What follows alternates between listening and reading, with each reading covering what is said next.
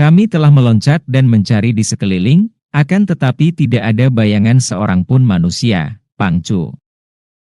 Agaknya hanya iblis saja yang dapat menggunakan sehelai daun untuk menyambit dan membunuh ayam jago dan... Cukup. Raja pengemis itu marah sekali mendengar jagonya dibunuh orang. Kalian tolol semua. Manakah yang ada tulisan itu? Kepala pengawal yang mukanya penuh brewok itu menyerahkan sehelai kain putih kepada ketuanya dengan kedua tangan gemetar. Kain itu ada tulisannya dengan huruf-huruf kecil berwarna hitam, akan tetapi ada noda-noda darah ayam jago tadi. Akan tetapi Pajiu Kaaiong yang menerima kain itu sejenak menjadi bingung, dan baru ia teringat bahwa dia tidak mampu membaca. Dia buta huruf. Dengan jengkel dan agak malu dia lalu melemparkan kain itu kepada Lusan Lojin. Harap kau bacakan ini untukku, katanya. Lusan Lojin menyambar kain yang melayang ke arahnya itu, lalu matanya memandang tulisan. Mukanya berubah, matanya terbelalak. Wah, apa artinya ini? Lojin. Bagaimana bunyinya? Pajiu Kaaiong bertanya, suaranya membentak. Lusan Lojin lalu membaca huruf-huruf itu. Malam ini, semua makhluk hidup yang tinggal di rumah Pajiu Kaaiong, dari binatang sampai manusia akan kubasmi habis. Ratu Pulau Es. Ratu Pulau Es? Pajiu Kaaiong tertawa. Siapakah dia? Aku tidak mengenalnya. Hai pelawak, dari manakah yang main-main seperti ini? Hahaha, biar dia datang hendak kulihat bagaimana macamnya. Kaaiong, harap jangan main-main. Biarpun hanya seperti dalam dongeng, nama Pulau Es amat terkenal. Katanya penghuninya memiliki kepandaian seperti dewa, apalagi dahulu yang terkenal dengan sebutan Pangeran Han Tiong. Hahaha, siapa peduli? Aku tidak ada permusuhan dengan Han Tiong, bahkan dia yang pernah mengganggu aku. Mengapa sekarang ada ratu dari sana hendak membunuhku dengan ancaman sesombong itu? Aku tidak percaya. Ki, pengawal. Apakah kalian tahu akan isi surat? Dua orang pengawal itu mengangguk. Sudah Pangcu. Apa kalian takut? Tidak, Pangcu, hanya amat aneh itu. Sudahlah. Setelah kalian tahu isinya, hayo kalian 12 orang melakukan penjagaan yang ketat, terutama malam ini. Kita jangan mudah digertak lawan yang membadut. Biarkan dia datang, kita tangkap dia dan kita permainkan dia, hahaha. Kaaiong harap hati-hati, kata Lusan Lojin setelah para pengawal itu keluar dari ruangan itu. Hahaha, mengapa khawatir? Apalagi baru seorang badut, biar Han Tiong sendiri yang datang. Setelah kini Hiat Chiang Hoatsutku latih sempurna, aku takut apa? Kakek dari Lusan itu kelihatan ragu-ragu, akan tetapi untuk menyatakan bahwa dia takut, tentu saja dia tidak mau. Dengan hati berat dia bersama dua orang anaknya menemani tuan rumah makan minum dan bercakap-cakap sampai lewat tengah hari. Kemudian mereka dipersilakan mengasuh sejenak dalam kamar tamu, akan tetapi menjelang senja, mereka sudah dipersilakan makan minum lagi. Sekali ini mereka benar-benar takjub melihat Pajiu Kaaiong kini bertukar pakaian malam yang indah dan mewah. Mengingat betapa siang tadi Kaaiong merupakan seorang pengemis yang berpakaian butut, dan kini seperti seorang raja, benar-benar membuat Lusan Loji hampir tertawa, seperti melihat seorang badut pemain lenong. Dan hidangan yang dikeluarkan di meja juga istimewa, jauh lebih lengkap daripada siang tadi. Haha, ayo makan minum. Kita berpesta sampai kenyang, kata tuan rumah itu mempersilakan tamu-tamunya. Setelah hidangan tinggal sedikit dan perut mereka kenyang sekali, Pajiu Kaaiong mengusap-ngusap bibirnya yang berminyak dan perutnya yang gendut. Matanya memandang ke arah Bu Sui Liang dan Bu Sui Nio penuh gairah. Lalu dia berkata, kata-kata yang sama sekali tidak pernah disangka oleh para tamunya dan yang membuat mereka terkejut setengah mati. Lusan Loji, sekarang kau tidurlah dalam kamarmu dan jangan hiraukan badut yang hendak mengganggu. Adapun dua orang anakmu ini, yang cantik jelita dan tampan gagah, biarlah mereka berdua bersenang-senang dengan aku dalam kamarku, hahaha. Kaiyong. Lusan Lojin membentak. Apa maksud kata-katamu ini? Pajiu Kaiyong memandang tamunya sambil tersenyum lebar. Apa maksudnya? Sui Liang begini tampan gagah dan Sui Nio cantik jelita dan segar. Sungguh aku suka sekali kepada mereka. Kalau mereka berdua bersama dengan aku dalam kamarku, tentu mereka akan terlindung dan, aku ingin sekali bersenang-senang dengan mereka, tidur-tiduran dengan mereka sejenak. Kaiyong, apa kau gila? Lusan Lojin hampir tak dapat percaya akan pendengarannya sendiri. Mengapa? Apa salahnya aku tidur dengan dua orang keponakanku ini? Hehe, tak tahan aku melihat puterimu yang muda dan cantik segar, juga putramu yang tampan dan ganteng ini. Anak-anak baik, marilah kalian layani pamanmu. Keparat. Lusan Lojin melompat ke depan. Dua orang anaknya yang berada di belakangnya pun sudah siap dengan pedang di tangan. Pajiu Kaiyong, harap kau jangan main gila dan jelaskan apa sebabnya perubahan sikapmu ini. Mau apa engkau dengan anak-anakku? Hahaha. Siapa main gila? Sebelum kalian muncul, tidak pernah ada terjadi apa-apa di sini. Akan tetapi begitu kalian muncul pula orang aneh yang membunuh ayamku dan mengeluarkan ancaman. Siapa lagi kalau bukan teman dan kaki tanganmu? Dan kau tentu sudah mendengar bahwa Pajiu Kaiyong tidak pernah menyia-nyiakan kecantikan seorang dara remaja seperti puterimu ini, dan putramu yang tampan ini tentu memiliki otak yang bersih, darah yang segar dan sumsum yang kuat.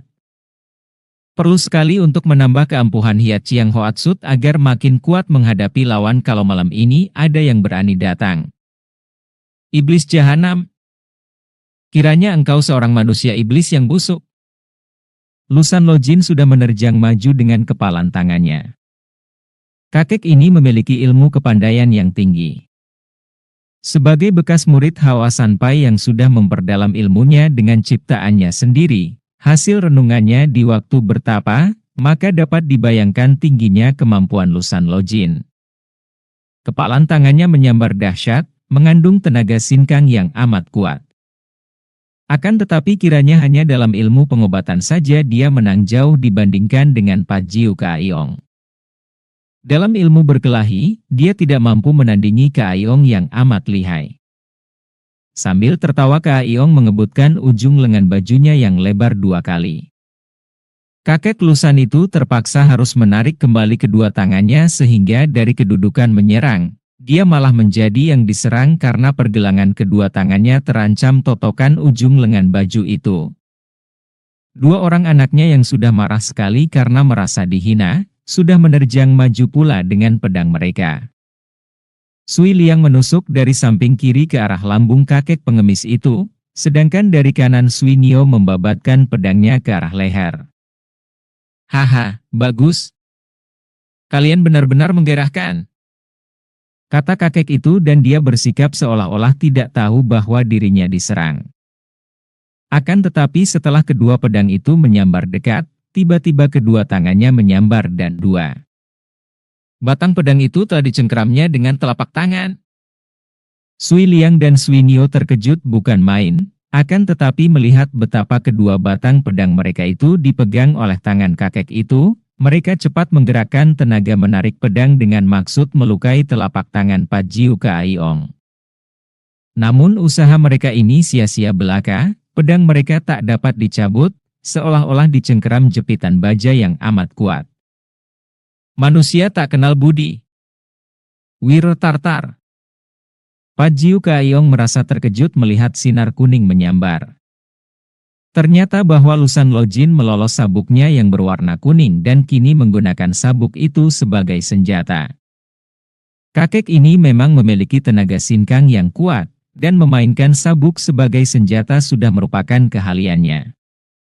Sabuk lemas di tangannya itu dapat bergerak seperti pecut, dapat pula menjadi sebatang senjata yang kaku dengan pengerahkan sinkangnya.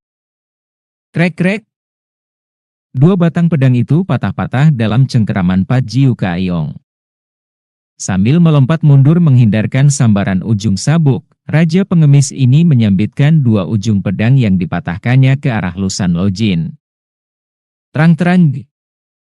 Dua batang ujung pedang itu terlempar ke lantai ketika ditangkis oleh ujung sabuk, ikat pinggang. Kini Lusan Lojin mendesak ke depan dengan putaran senjatanya yang istimewa. Sedangkan kedua orang anaknya telah mundur dan hanya menonton di pinggir karena mereka terkejut menyaksikan pedang mereka dipatahkan begitu saja oleh kedua tangan lawan. Mereka sama sekali tidak berdaya dan tidak berguna membantu ayah mereka.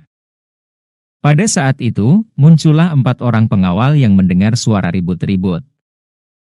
Melihat mereka, Pat Jiu Kaiyong berkata, "Tangkap 2 orang muda ini. Akan tetapi awas, jangan lukai mereka." 4 orang pengawal itu segera menubruk maju hendak menangkap Sui Liang dan Sui Nio. Tentu saja kakak beradik ini melawan sekuat tenaga.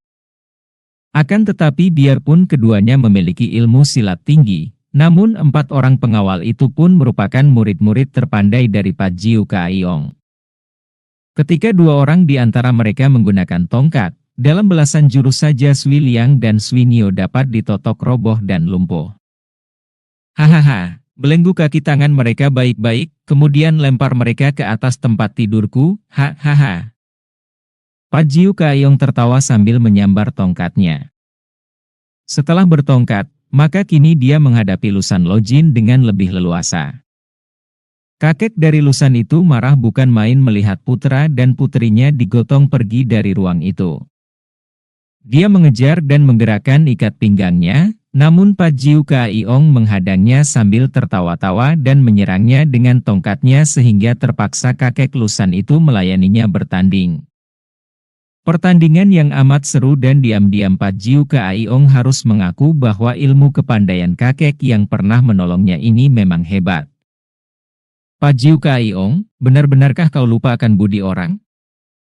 Aku pernah menyelamatkan nyawamu, apakah sekarang engkau mencelakakan kami bertiga? Lusan Lojin berkata membujuk karena khawatir melihat nasib putrinya. Hahaha, dahulu memang engkau pernah menolongku, akan tetapi sekarang kalian datang dengan niat buruk. Tidak. Kau salah duga. Kami tidak ada sangkut pautnya dengan si pembunuh ayam. Hahaha, Lusan Lojin. Kalian menyelundup ke dalam dan bergerak dari dalam, sedangkan setan itu bergerak dari luar. Begitukah? Tongkat di tangan Pat Jiu Kaiyong menyambar ganas. Plak-plak. Ujung sabuk kakek Lusan menangkis 2 kali akan tetapi dia merasa betapa telapak tangannya tergetar tanda bahwa tenaga si Raja Pengemis itu benar-benar amat kuat. Pat Jiu Kaiyong, kau salah menduga, kami tidak ada hubungan dengan musuh yang datang. Lepaskan kedua anakku dan aku berjanji akan membantumu menghadapi musuh gelap itu. Wah, berat kalau disuruh melepaskan. Lusan Lojin, dengar baik-baik. Aku tergila-gila melihat anak-anakmu. Pinjamkan mereka kepadaku untuk 1-2 malam, dan kau bantu aku menghadapi musuh, baru aku akan membebaskan kalian. Iblis busuk. Lusan Lojin marah sekali. Dengan nekat dia lalu mengerahkan seluruh tenaga untuk melawan Raja Pengemis ini. Dia maklum bahwa betapapun juga hati yang kotor dari Raja Pengemis itu tidak mudah dibujuk. Satu-satunya jalan untuk menolong anak-anaknya ialah melawan mati-matian. Plak! Tiba-tiba ujung sabuk melibat tongkat, keduanya saling betot untuk merampas senjata. Tidak mudah bagi mereka untuk dapat berhasil merampas senjata lawan dan kesempatan ini dipergunakan oleh Pat Jiu Kaiyong untuk menggerakkan tangan kirinya dengan telapak tangan terbuka ke arah lawan. Lusan Lojin terkejut melihat telapak tangan yang menjadi merah seperti tangan berlumuran darah itu. Dia belum pernah mengenal ilmu Hiat Chiang Hoatsut dari Raja Pengemis itu, namun dia pernah mendengar akan hal ini, tahu pula betapa keji dan berbahayanya ilmu itu. Akan tetapi untuk mengelak dia harus melepaskan sabuknya dan hal ini pun amat berbahaya. Dengan senjata itu saja dia masih kewalahan melawan Pajiu Kaiong, apalagi tanpa senjata, maka dengan nekat dia lalu menggerakkan tangan pula menyambut pukulan itu. Des! Aduh! Dua telapak tangan bertemu dan akibatnya tubuh Lusan Lojin terjengkang dan terbanting ke atas lantai, mulutnya mengeluarkan darah segar dan matanya mendelik. Kakek ini pingsan dan menderita luka dalam yang amat parah. Lempar dia di kamar tahanan. Pajiu Kaiong berkata sambil tertawa. Setelah tubuh kakek yang pingsan itu digusur pergi oleh para pengawalnya, Pajiu Kaiong menghampiri meja di mana dia tadi menjamu para tamunya, menyambar guci arak dan menenggaknya habis. Kemudian sambil tertawa-tawa dia memasuki kamarnya. Pemuda dan pemudi Shibu itu sudah rebah terlentang di atas pembaringan Pajiu Kaiong yang lebar dalam keadaan terbelenggu kaki tangannya. 5 orang selirnya menjaga di situ. Ketika Pajiu Kaiong masuk sambil tertawa gembira, Bu Sui Liang memandang dengan mata melotot penuh kebencian, akan tetapi Bu Swinyo memandang dengan mata terbelalak ketakutan dan mencucurkan air mata. Pajiu Kaiong menghampiri pembaringan, menggunakan tangannya untuk membelai dan menghusap pipi Swinyo dan Sui Liang. Manis, jangan menangis dan kau jangan marah. Aku akan menemani kalian dan bersenang-senang sepuas hati setelah kami menangkan musuh gelap yang mengancam, kata Raja Pengemis. Dia menengok ke arah 5 orang selirnya dan berkata garang. Temani mereka, jaga baik-baik jangan sampai ada yang lolos. Kalau ada apa-apa, cepat berteriak memanggil para pengawal. Mengerti? 5 orang selir itu mengangguk dan kakek itu meninggalkan kamar lagi. Sebelum orang yang membunuh ayam jagonya dan yang mengirim surat ancaman itu dapat ditangkap atau dibunuh, tentu saja dia tidak bernafsu untuk bersenang-senang dengan 2 orang muda yang tertawan itu. Dia percaya penuh bahwa menghadapi seorang pengacau saja, para pengawalnya akan dapat mengatasinya, akan tetapi dia harus berhati-hati dan ikut melakukan penjagaan sendiri. Setelah keadaan benar-benar aman barulah dia boleh bersenang-senang. Dia belum yakin benar apakah musuh gelap itu ada hubungannya dengan Lusan Lojin dan kedua orang anaknya. Akan tetapi ada hubungan atau tidak, setelah 3 orang itu dibuat tidak berdaya, berarti mengurangi bahaya. Dia harus berhati-hati, maklum bahwa dia mempunyai banyak musuh. Siapa tahu kalau Lusan Lojin yang termasuk golongan putih itu juga memusuhi. Andai kata tidak sekalipun, mana bisa dia melepaskan 2 orang muda yang cantik jelita dan tampan itu? Pajiu Kaiong duduk lagi di ruangan tadi sambil melanjutkan minum arak. Dia maklum bahwa malam ini 12 orang pengawalnya pasti menjaga dengan tertib dan penuh kewaspadaan. Ingin dia tertawa keras-keras mengusir kesunyian malam yang mendatangkan perasaan tidak enak. Ratu Pulau Es? Hanya dongeng, dengusnya. Pembunuh ayam itu tidak perlu ditakuti. Andai kata dia mampu mengalahkan 12 orang pengawalnya, hal yang sukar dipercaya, masih ada dia sendiri.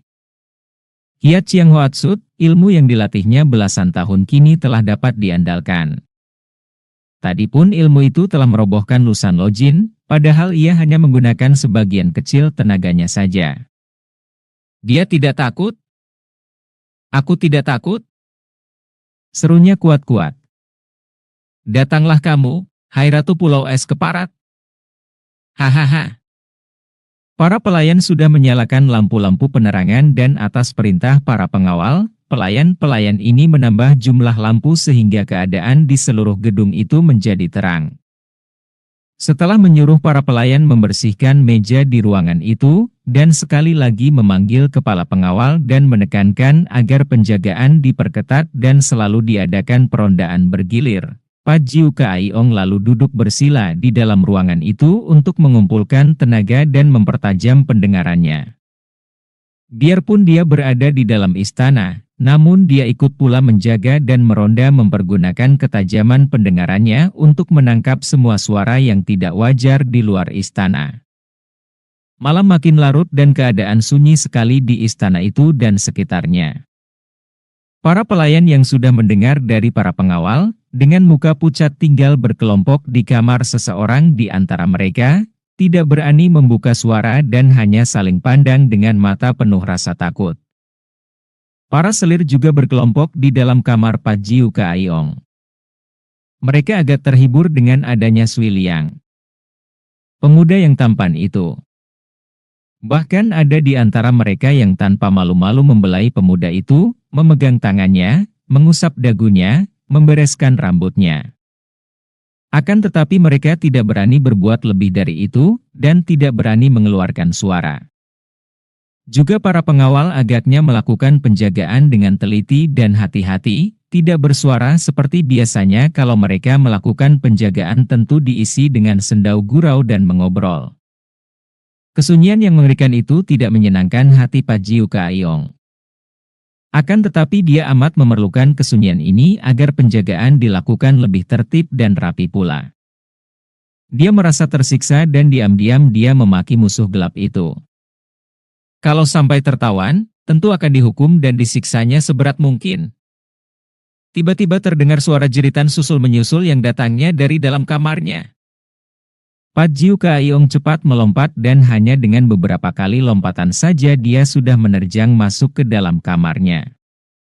Dilihatnya kelima orang selirnya menangis dan kelihatan gugup dan ketakutan, akan tetapi dua orang muda yang tadi terbelenggu di atas pembaringannya, seperti dua tusuk daging panggang yang dihidangkan di atas meja makan dan siap untuk diganyangnya, kini telah lenyap tanpa bekas. Apa yang terjadi? Keparat, diam semua. Jangan menangis, apa yang terjadi? 5 orang selir itu menjatuhkan diri berlutut dan seorang di antara mereka bercerita dengan suara gagap, ada, setan, hanya tampak bayangan berkelebat ke atas ranjang dan mereka berdua, tahu-tahu telah lenyap. Tolol! Pajiu Kaayong berkelebat keluar melalui jendela kamar yang terbuka, terus berloncatan memeriksa sampai dia bertemu dengan para pengawal di luar istana, namun dia tidak melihat jejak dua orang tawanan yang lenyap itu. Kalian tidak melihat orang masuk? Bentaknya kepada para pengawal. Tidak ada, Pangcu. Bodoh. Kalau tidak ada, bagaimana dua orang tawanan itu lenyap? Kagetlah para pengawal itu. Pajiu Kaayong dibantu oleh para pengawalnya lalu mengadakan pemeriksaan di dalam istana. Mula-mula timbul dugaannya bahwa tentu Lusan Lojin dan dua orang anaknya itu benar-benar mempunyai kawan-kawan di luar, buktinya kedua orang muda itu ditolong mereka. Akan tetapi ketika dia menjenguk ke dalam kamar tahanan, Lusan Lojin masih menggeletak pingsan di atas lantai. Cepat lakukan penjagaan seperti tadi. Tutup semua jalan masuk. Bagi-bagi tenaga. Pajiu Kaayong memerintah dengan suara yang agak parau. Harus diakuinya bahwa jantungnya tergetar juga oleh rasa gentar menyaksikan sepak terjang musuh gelap yang aneh dan amat luar biasa itu.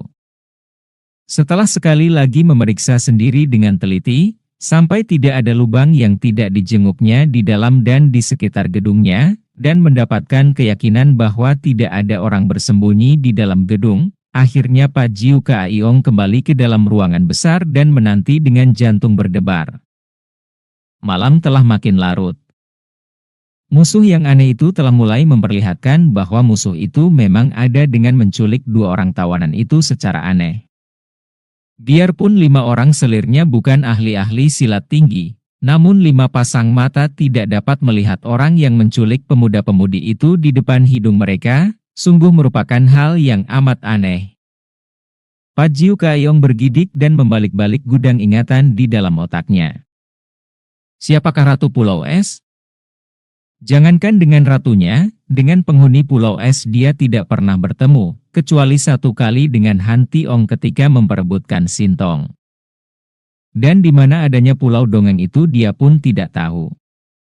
Pertemuannya dengan Han Tiong tidak boleh dianggap permusuhan, dan andai kata ada yang sakit hati, kiranya sakit hati itu seharusnya datang dari dia, bukan dari pihak Pulau Es atau Han Tiong yang telah berhasil memenangkan perebutan atas diri Sintong.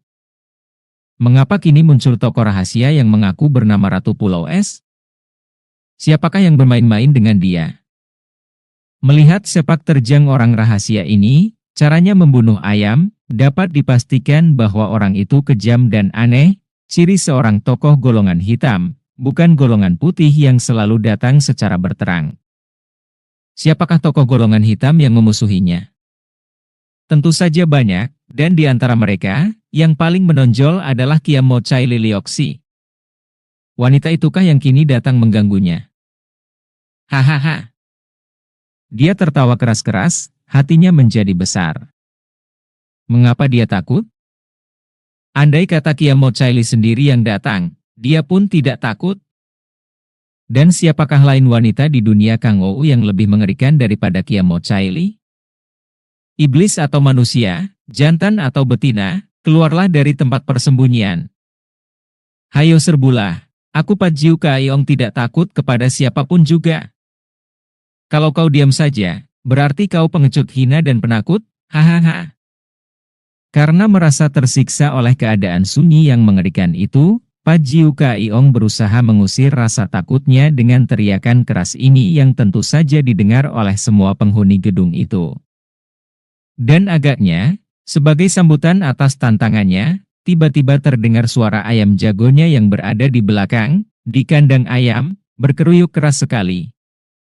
Hahaha. Pat Jiu Kaiong tertawa mendengar ayamnya sendiri yang menjawab, akan tetapi tiba-tiba dia terkejut dan mukanya berubah. Kok, suara ayam kesakitan ini memutus keruyuk ayamnya setengah jalan? Suara ini disusul dengan suara berkotek riuh dari ayam-ayam betina di dalam kandang, seolah-olah ada sesuatu yang mengganggu mereka akan tetapi suara berkotek ini pun selalu berhenti setengah jalan. Kok, berkali-kali terdengar ayam dicekik atau dihentikan suara dan hidupnya?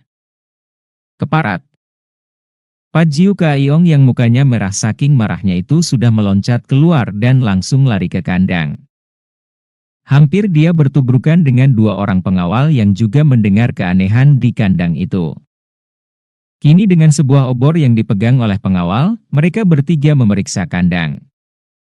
Di bawah sinar obor tampaklah oleh mereka bahwa 20 ayam yang berada di kandang itu, jantan, betina, semua telah tewas dengan leher putus.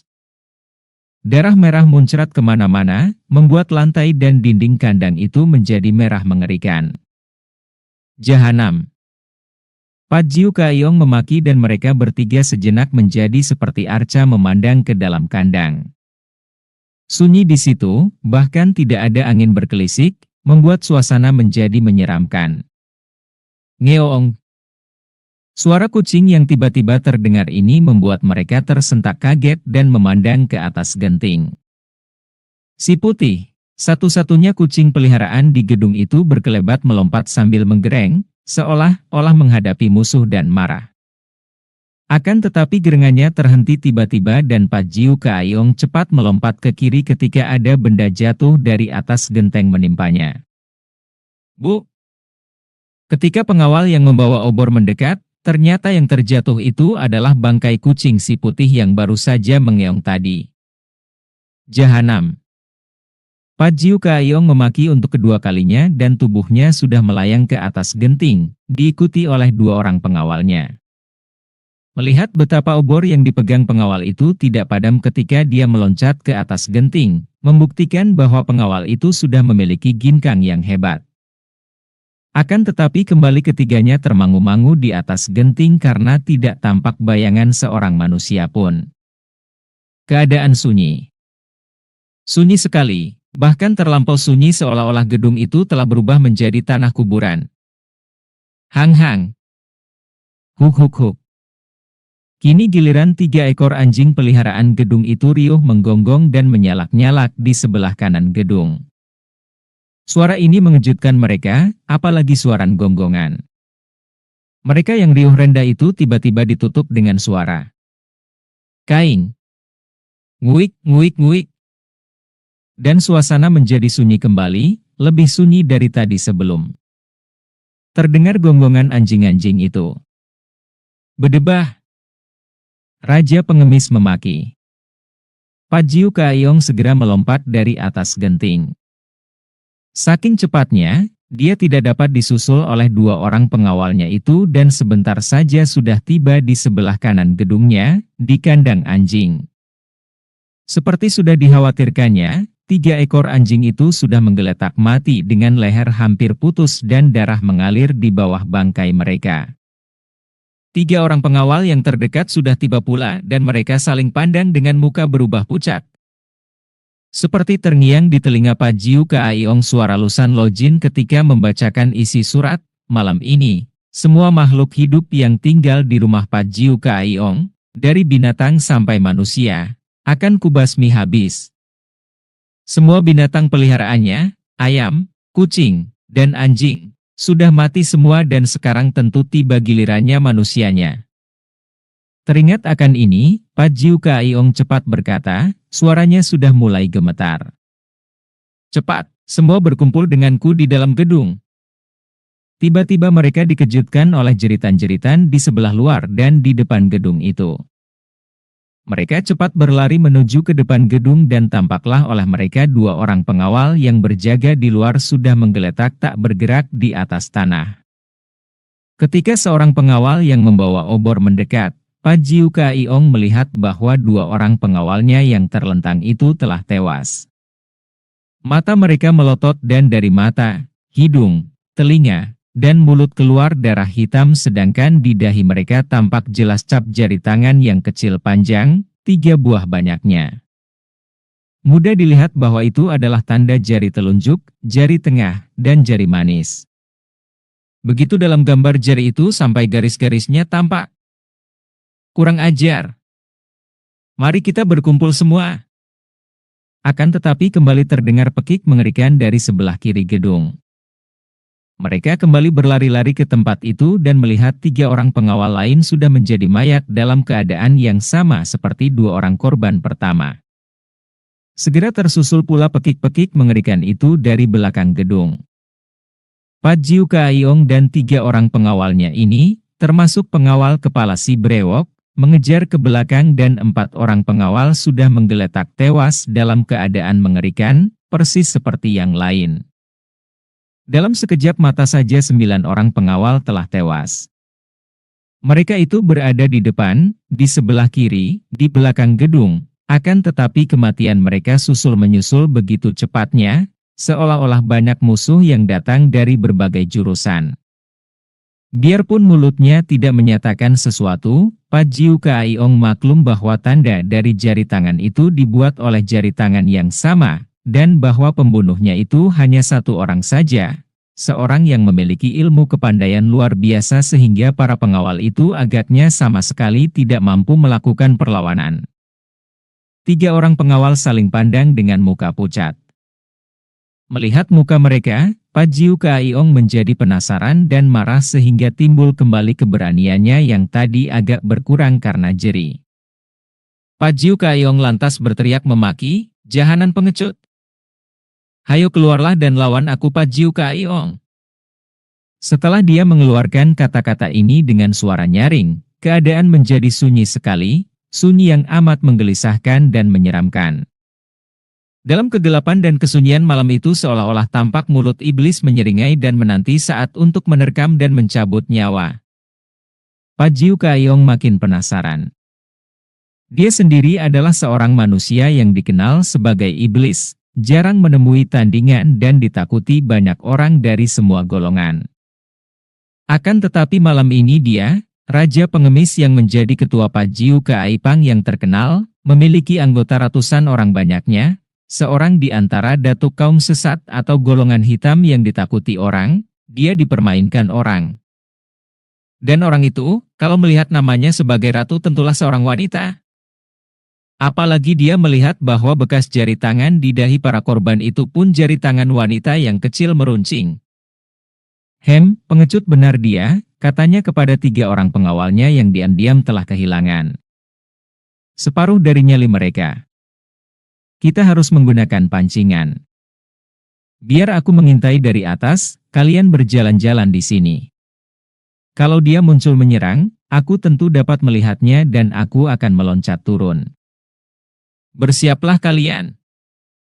Setelah berkata demikian, dengan gerakan ringan seperti seekor kelelawar, Pajiu Kaiong melompat ke atas genteng dan mendekam di Wungan sambil mengintai. Dia melihat 3 orang pengawalnya itu masing-masing telah mencabut senjata mereka. Si brewok menggunakan sebatang tombak panjang yang ujungnya berkait, orang kedua mengeluarkan golok besar dan orang ketiga sebatang pedang. Mereka berdiri saling membelakangi dan mata mereka memandang tajam ke depan, telinga mereka memperhatikan setiap suara. Akan tetapi sunyi saja sekeliling tempat itu. Tiba-tiba Pajiu Kaiong melihat sesosok bayangan melayang turun dari atas pohon. Celaka, pikirnya. Kiranya si laknat itu bersembunyi di dalam pohon yang tumbuh di depan gedung. Bayangan itu sukar dilihat bentuknya karena cepat sekali gerakannya, tahu-tahu telah berada di depan si brewok. 3 orang pengawal itu menggerakkan senjata, akan tetapi anehnya, tampak oleh Pajiu Kaiong betapa 3 buah senjata mereka itu telah berpindah tangan. Entah bagaimana caranya, karena dari atas genteng itu dia tidak dapat melihat jelas. Yang dia ketahuinya hanyalah betapa 3 orang pengawalnya itu kini lari ketakutan. Hik-hik-hik. Suara ketawa ini membuat bulu tengkuk Pajiu Kaiong berdiri dan dia melihat sinar-sinar menyambar ke arah 3 orang pengawal yang lari, melihat mereka roboh dan memekik, terjungkal tak bergerak lagi karena punggung mereka ditembus oleh senjata mereka masing-masing. Keparat, jangan lari kau. Pajiu Kaiong sudah melayang turun dan tongkatnya sudah diputar-putar, akan tetapi bayangan itu melesat dan lenyap dari tempat itu.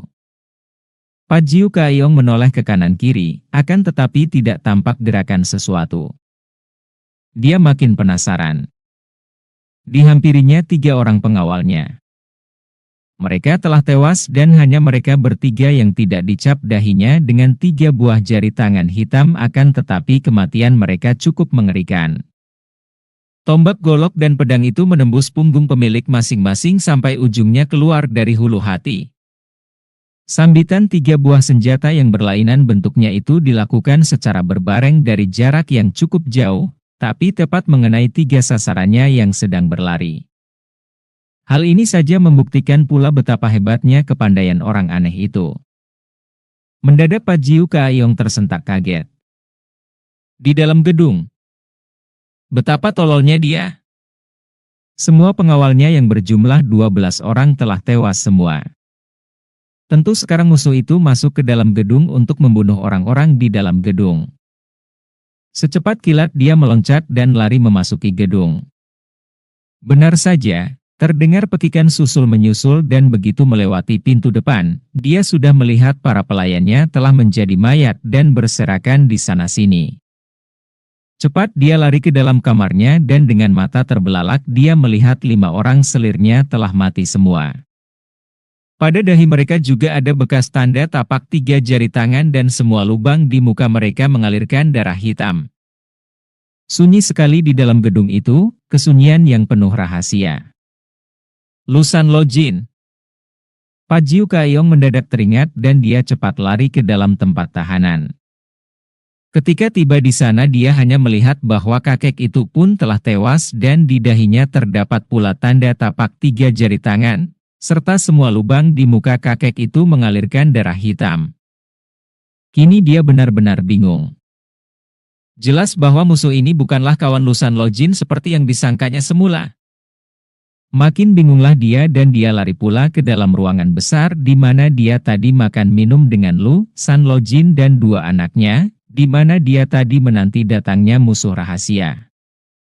Dan begitu memasuki ruangan itu, dia tertegun. Ruangan itu kini terang sekali, agaknya ada yang menambah lampu penerangan. Ketika dia melihat, benar saja bahwa di situ terdapat banyak lampu, banyak sekali karena agaknya semua lampu penerangan dibawa dan dikumpulkan di ruangan itu. Dan di atas kursinya yang tadi ditinggalkan kosong, kini tampak duduk seorang wanita. Di depan wanita itu, juga duduk di atas kursi, tampak seorang anak laki-laki berusia 10 tahun yang memandangnya dengan mata penuh selidik. Wanita itu cantik, pakaiannya mewah dan indah. Anak itu pun tampan dan bersih serta mewah pakaiannya. Wanita itukah yang membunuh semua orang di gedungnya? Tak mungkin agaknya. Wanita itu usianya paling banyak 35 tahun, cantik dan kelihatan halus gerak-geriknya, hanya sepasang matanya mengeluarkan sinar yang aneh dan dingin sekali. "Ibu, dia inikah orangnya?" Tiba-tiba anak kecil itu bertanya, suaranya nyaring memecahkan kesunyian yang sejak tadi mencekam. "Benar, dialah si bedebah Pajiu Kaaiong," wanita itu berkata, suaranya halus akan tetapi dingin menyeramkan. "Kalau begitu, mengapa ibu tidak lekas membunuhnya?" Wanita itu tersenyum dan wajah yang cantik itu makin cantik, akan tetapi juga makin dingin menyeramkan. Wanita cantik itu kemudian bangkit berdiri perlahan-lahan. "Kau lihat sajalah ibumu menundukkan si jembel busuk ini."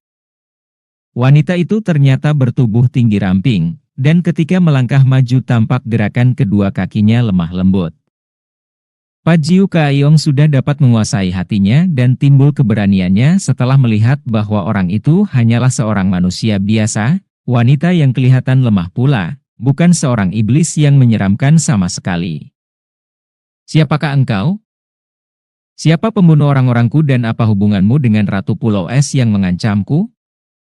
Wanita itu kini tiba di depan Pajiu Kaaiong sehingga raja pengemis ini dapat mencium bau harum semerbak yang keluar dari rambut dan pakaian wanita itu. "Akulah Ratu Pulau Es, aku pula yang telah membunuh semua makhluk hidup di dalam gedungmu. Semua telah kubunuh kecuali engkau, Pajiu Kaaiong. Aku harus membunuhmu perlahan-lahan, menyiksamu sampai puas hatiku." Mendengar ancaman ini, raja pengemis yang biasanya berhati kejam dan keras itu menjadi berdebar juga. Akan tetapi kemarahannya melenyapkan semua rasa jeri dan dia membentak, "Perempuan sombong! Siapakah engkau dan mengapa engkau memusuhi Pajiu Kaaiong?" "Pajiu Kaaiong, agaknya kejahatanmu sudah begitu bertumpuk-tumpuk sehingga engkau tidak dapat mengenal korban-korbanmu lagi. Pandanglah aku baik-baik dan kumpulkan ingatanmu. Lupakah kau apa yang terjadi di kaki pegunungan Jenghawasan 10 tahun yang lalu?" Pajiu Kaaiong memandang dan terbayanglah peristiwa di Jenghawasan sebelum dia naik ke puncak gunung itu untuk mencari Sintong. Kini dia dapat mengenal wajah ini, wajah cantik yang pernah merintih-rintih dan memohon pembebasan, namun yang dia permainkan secara kejam. Kau, Cap Sasin Hiap?" Tanyanya ragu-ragu. "Benar. Aku adalah anggota paling muda dari Cap Sasin Hiap. 12 orang suhengku telah kau bunuh. Ingatkah kau sekarang?" Pajiu Kaaiong tertawa. Hatinya lega. Kalau hanya wanita muda itu, yang telah diperkosanya dan yang hanya menjadi orang ke-13 dari Cap Sasin Hiap, perlu apa dia takut? Biar perempuan ini agaknya telah memperdalam ilmunya selama 10 tahun ini, akan tetapi perlu apa dia takut? "Hahaha, kiranya engkaukah ini, manis? Tentu saja aku masih ingat kepadamu, siapa bisa melupakan kenang-kenangan manis selama 3 hari itu? Hahaha, betapa mesranya. Jahanam! Kematian sudah di depan mata dan kau masih berlaga. Pajiu Kaaiong, aku telah datang dan rasakanlah pembalasanku. Aku akan membuat kau menyesal mengapa kau pernah dilahirkan ibumu. Perempuan sombong, mampuslah." Pajiu Kaaiong sudah menerjang dengan tongkatnya. Dia melakukan penyerangan dengan dahsyat, menusukkan tongkatnya yang tentu akan menembus dada. Wanita itu kalau tidak cepat wanita itu mengebutkan ujung lengan bajunya menangkis. Trak!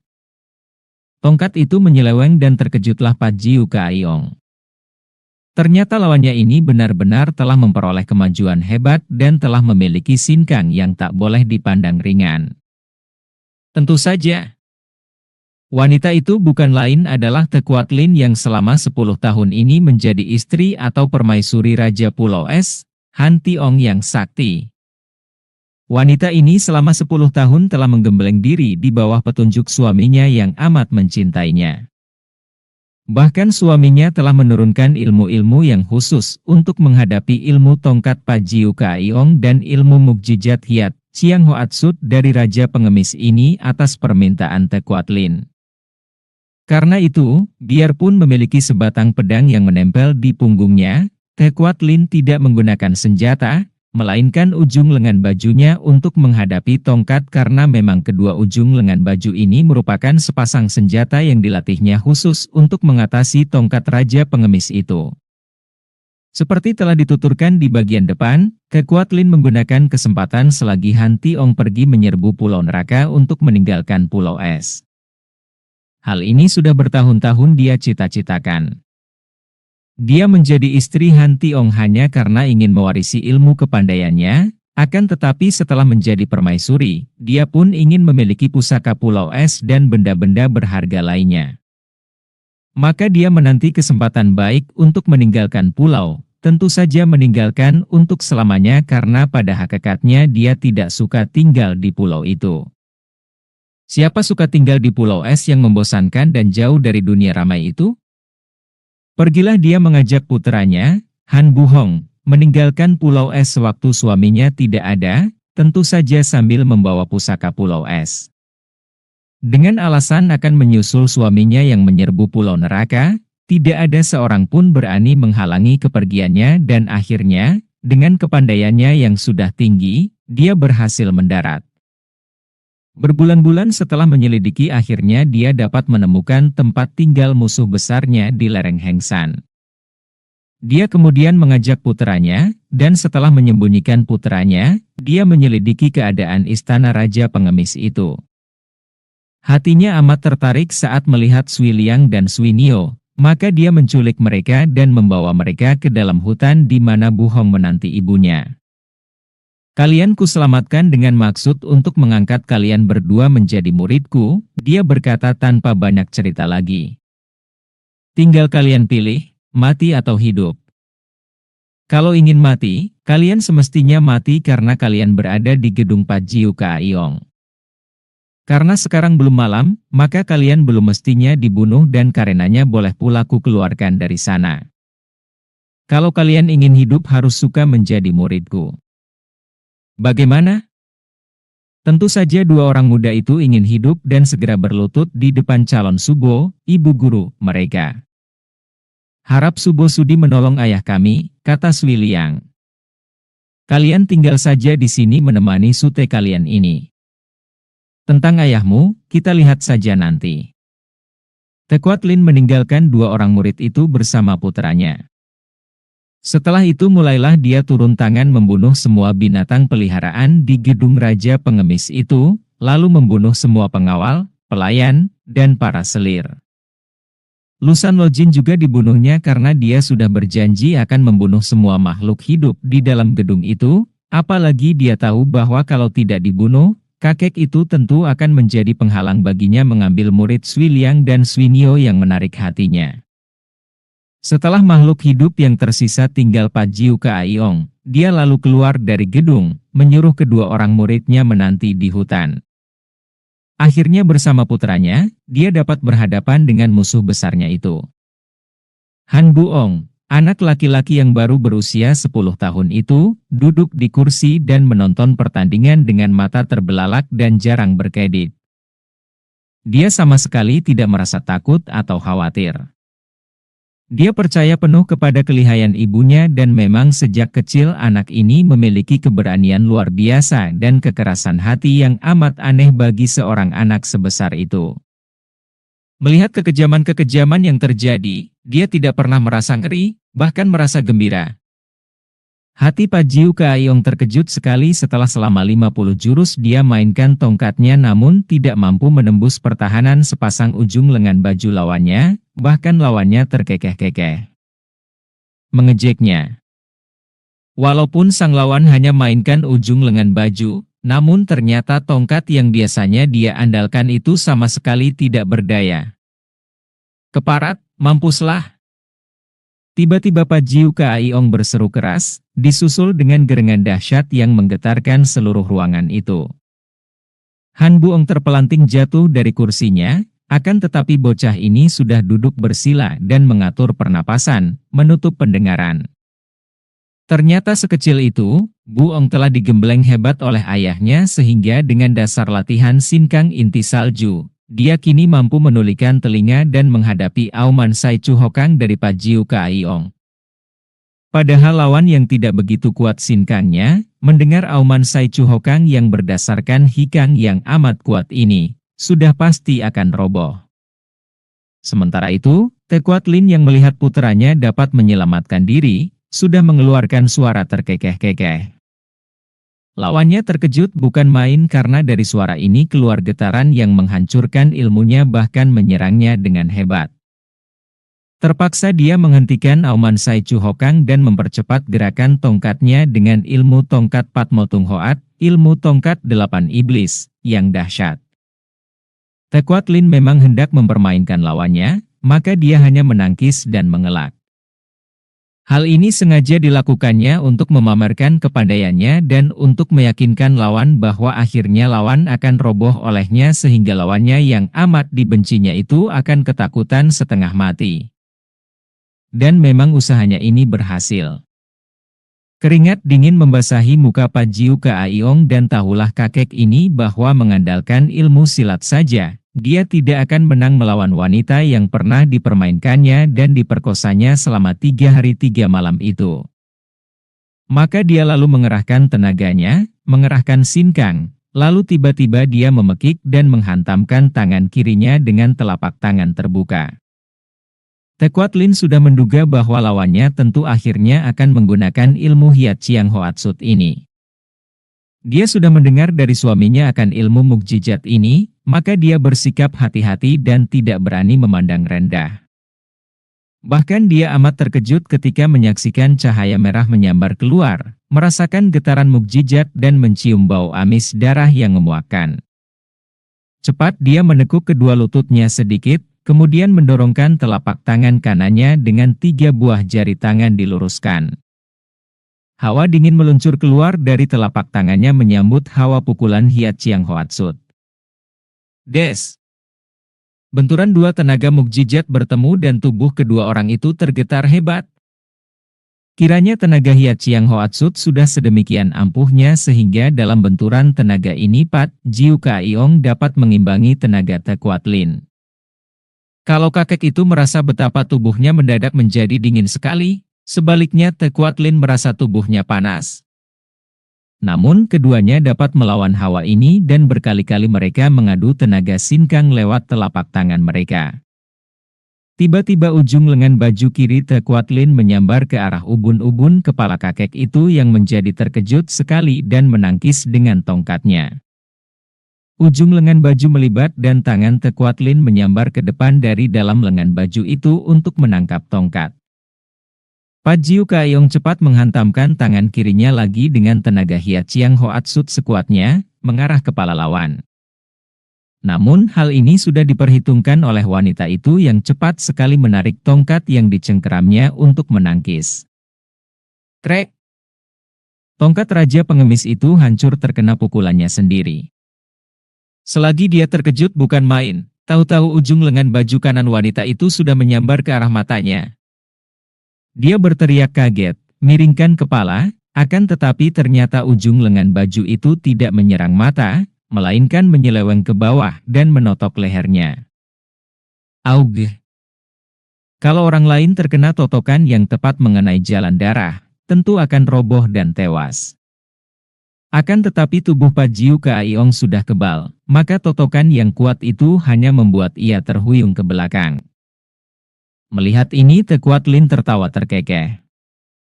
Kembali kedua tangannya bergerak dengan cepat sekali dan biarpun Raja Pengemis itu sudah berusaha mati-matian membela diri, namun karena totokan pertama membuat pandangan matanya berkunang sehingga gerakannya menjadi kurang cepat. 2 kali totokan lagi dan sebuah tamparan dengan 3 jari tangan yang tepat mengenai punggungnya membuat dia roboh pingsan.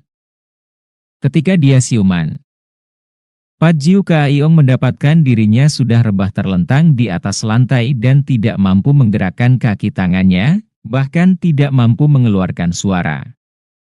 Selain tertotok jalan darah yang membuatnya menjadi lumpuh, juga urat gagu di lehernya telah ditotok. Tahulah dia bahwa dia tak berdaya lagi dan nyawanya berada di tangan lawan.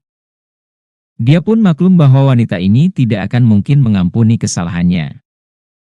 Maka dia hanya memejamkan mata menanti datangnya kematian.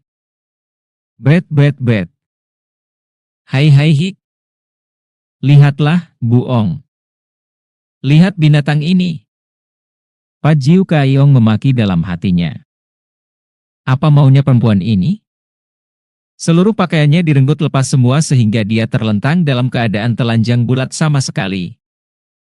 Karena ingin tahu, bukan karena jeri sebab seorang datuk macam Pat Jiu Kaiong juga tidak mengenal takut, dia menggerakkan pelupuk mata dan mengintai dari balik bulu matanya. Dia melihat anak laki-laki itu turun dari kursinya, memandanginya dan tertawa. Hehe, ibu, dia lucu sekali. Lucu dan amat buruk, menjijikkan. Tekuat Lin tertawa-tawa. Sekali ujung lengan bajunya bergerak menyambar ke arah leher Pat Jiu Kaiong, kakek ini terbebas dari totokan urat gagunya dan dapat mengeluarkan suara. Perempuan hina, mau bunuh lekas bunuh. Aku tidak takut mati. Teriaknya marah. Hai Hik, enak saja. Ingatkah kau betapa aku dahulu pun minta-minta mati kepadamu? Tidak, engkau harus mengalami siksaan, mati sekerat demi sekerat. Buong, dia inilah yang membunuh 12 orang Supek MU secara kejam. Maukah kau membalaskan sakit hati dan kematian para Supek MU? Tentu saja. Akan kubunuh anjing tua ini. Buong sudah melangkah maju dan anak ini memandang dengan muka bengis. Nanti dulu, Buong. Terlampau enak baginya kalau dibunuh begitu saja. Tidak, untuk setiap orang dari suhengku, dia harus menderita satu macam siksaan. Jari tangannya. Hai Hik, jari-jari tangannya berjumlah 10, itu untuk 10 orang suheng. Dan 2 buah daun telinganya itu untuk kedua suheng yang lain. Tekuat Lin mencabut pedangnya, menyerahkan kepada puteranya sambil tertawa-tawa, kemudian dia mengerahkan hikangnya, mengirim suara, dengan ilmunya yang tinggi ini sehingga suaranya hanya terdengar oleh Pat Jiu Kaiong, akan tetapi sama sekali tidak terdengar oleh anaknya. Pat Jiu Kaiong, tahukah kau siapa bocah ini? Dia ini adalah putramu. Keturunanmu. Hasil kotor dari perkosaanmu atas diriku. Nah, sekarang kau lihatlah anakmu, darah dagingmu sendiri yang akan menyiksa dirimu. Sepasang mata Pat Jiu Kaiong terbelalak lebar, mukanya pucat sekali. Puluhan tahun dia ingin sekali memperoleh keturunan, terutama seorang putra, akan tetapi biarpun dia sudah berganti-ganti selir sampai ratusan kali, tetap saja para selir itu tidak pernah memperoleh keturunannya. Sekarang secara tidak sengaja dia telah memperoleh seorang putera. Dan puteranya itu dengan pedang di tangan menghampirinya, siap untuk menyiksanya. Tadi dia terheran melihat betapa bekas anggota Cap Sa Sin Hiap, murid Butong Pai yang terkenal gagah itu menjadi begitu keji, mengajar putra sendiri melakukan kekejaman. Kiranya wanita itu memang sengaja hendak menyiksanya dengan menggunakan tangan keturunannya sendiri. Kiranya wanita itu juga membenci anak itu seperti juga membencinya, maka sengaja membiarkan anak itu menyiksa dan membunuh ayah sendiri. Anak, jangan, dengarkanlah. Prat. Pat Jiu Kaiong tidak dapat melanjutkan kata-katanya yang tadinya hendak memperingatkan anak. Laki-laki itu karena urat gagunya di leher telah ditotok oleh lengan baju Tekuat Lin. Bekas Ratu Pulau Es itu terkekeh menyeringai. Pat Jiu Kaiong, begini pengecutkah engkau? Hai Yidi. Mana kegagahanmu sebagai seorang datuk? Lihatlah baik-baik dan nikmatilah siksaan anak ini. Buong, pergunakan pedang itu. Pertama buntungi kedua daun telinganya untuk Tewa Supek dan Ji Supek Mu. Baik, Ibu. Buong lalu melangkah maju. Ternyata anak itu sudah pandai menggunakan pedang. 2 kali pedang itu berkelebat, buntunglah kedua daun telinga Pak Jiu Kaiong. Dapat dibayangkan betapa nyeri, perih dan pedih rasa badan dan hati kakek itu. Air matanya meloncat keluar membasahi pipinya.